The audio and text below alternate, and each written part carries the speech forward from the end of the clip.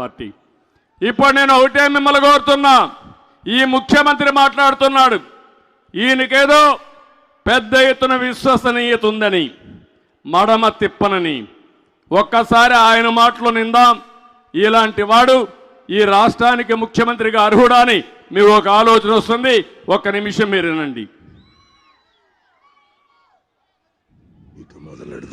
25కి 25 MP స్థానాలు మనమే తెచ్చుకుందాం. ఆ తర్వాత ప్రత్యేక హోదా ఎలా రాకుండా పోతుందో కూడా గట్టిగా చూస్తామని చెప్పి కూడా చెప్పండి. మన ప్రభుత్వంలో పూర్తిగా మద్యాన్ని నిషేధిస్తాం అని చెప్పి గట్టిగా కూడా చెప్తాం. నా సిపిఎస్ మనం అధికారంలోకి వచ్చిన వారంలో చేపించేస్తానన్నా. ప్రతి సంవత్సరం జనవరి 1వ తారీఖున ప్రభుత్వ ఉద్యోగాల భర్తీకి క్యాలెండర్ కూడా విడుదల చేస్తాను అని చెప్పి మీ అందరికీ కూడా హామీ ఇస్తా ఉన్నా. 200 యూనిట్ల వరకు మీకు కరెంటు ఉచితంగా ఇస్తామని చెప్పి మీ అందరికీ కూడా చెప్తా ఉన్నా. ప్రాజెక్టు 2021 జూన్ నాటికి కంప్లీట్ చేస్తాము. ఖరీఫ్ 2022 నాటికి నీళ్లు ఇచ్చే పరిస్థితి తీసుకొని వస్తానని కూడా ఖచ్చితంగా కూడా చెప్తా ఉన్నాను. 2023 ఖరీఫ్ కు కల్లా ఈ ప్రాజెక్టు పూర్తి చేస్తామని చెప్పి చెప్తా ఉన్నాను. 2025 ఖరీఫ్ కల్లా ఖచ్చితంగా గోదావరి పోలవరం ప్రాజెక్టు పూర్తి చేసి సమగ్ర సప్లాన్ చట్టాన్ని చట్టబద్ధంగా తీసుకొస్తామని చెప్పి హామీ ఇస్తా ఉన్నాము. 3వ వంతు నిధులు బీసీలకు కేటాయిస్తాము అని చెప్పి హామీ ఇస్తా ఉన్నాను మీ అందరికీ. ఇలా ఉట్టి బీసీలకే 139 కార్పొరేషన్లు పెడతామని చెప్పి మీ అందరికీ హామీ ఇస్తా ఉన్నాను. పంట వేసే ముందే పలాని రేట్లకు కూడా పలాని రేట్లు అని చెప్పి రేట్లు కూడా ప్రకటిస్తాం. గిట్టుబాటు ధరకు గ్యారంటీ ఇస్తాం. విజయవాడలో క్యాపిటల్ సిటీని పెట్టడం మనస్ఫూర్తిగా మేము ఆహ్వానిస్తున్నాం. ప్రతి కాపు సోదరుడికి నేను ఇవాళ హామీ ఇచ్చి చెప్తా ఉన్నాను, చంద్రబాబు నాయుడు గారి 5 సంవత్సరాలలో ఏదైతే కాపు కార్పొరేషన్ కోసం నిధులు ఏదైతే కేటాయించాడో ఆ నిధులకు రెట్టింపు నిధులు కేటాయిస్తాను అని చెప్పి మీ అందరికీ కూడా హామీ ఇస్తా ఉన్నా. ఇది జగన్ అనే నేను మనం అధికారంలోకి వచ్చిన వెంటనే ఆ చెప్పిన 5,000 కోట్ల రూపాయలను 10,000 కోట్ల రూపాయలు ఇస్తాను అని చెప్పి నేను చెప్పడం మోసమా అని అడుగుతా ఉన్నా. సౌమ్యుడిగా పేరు పొందిన ఎక్స్-ఎంపీని అతి కిరాతకంగా ఇంట్లోకి చొరబడి వడ్డని తీసుకుని నరికి అత్యంత దారుణంగా చంపడం అన్నది ఇంతకన్నా దారుణమైన విషయం ఎక్కడా ఉండదు. కరెంటు ఛార్జీలు బాధుడే బాధుడు. 2024 ఎన్నికలు జరిగేసరికి మమ్మల్ని పూర్తిగా తీసేసిన తర్వాత మనం ఓట్లు అడుగుతామని చెప్పి గట్టిగా చెప్తాము. ఏం తమ్ముళ్ళు, విశ్వసనీయతకు చిరునామా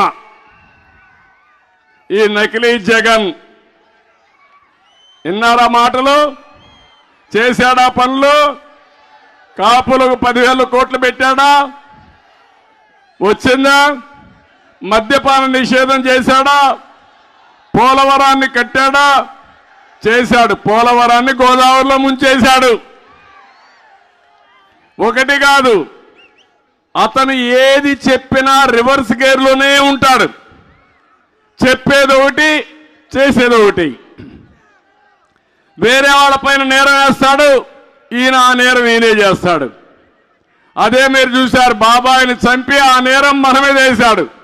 ఎలాంటి రకం అంటే చంపి ఆ గొడ్డని మన చేతిలో ఉన్నట్టు చూపించి మనల్ని పోలీస్ స్టేషన్ తీసుకుపోయి జైల్లో పెట్టి తద్వారా ఈయన రాజకీయం చేయాలనుకుంటున్నాడు.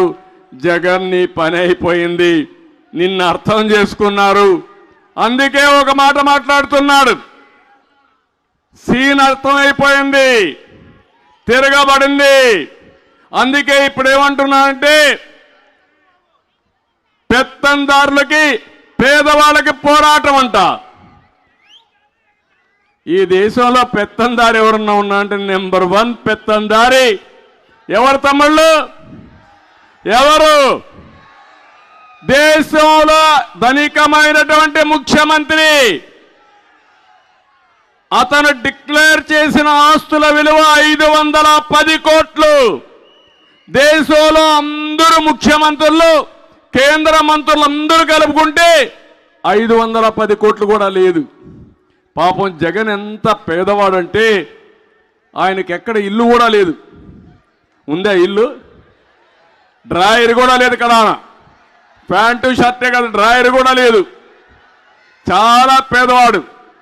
భిక్షం అడుగుతున్నాడు, గిన్నె పట్టుకొని ఎవ్రీడే భిక్షం అడిగి ఆ భిక్షంలో వచ్చే డబ్బులు భోంచేస్తున్నాడు.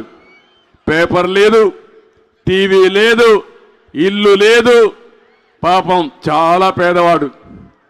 తల్లి లేదు, చెల్లెలు లేదు, బాబాయ్ లేడు, తండ్రి లేడు. ఏ తమ్ముళ్ళు, అవునా కాదా? వాస్తవేనా?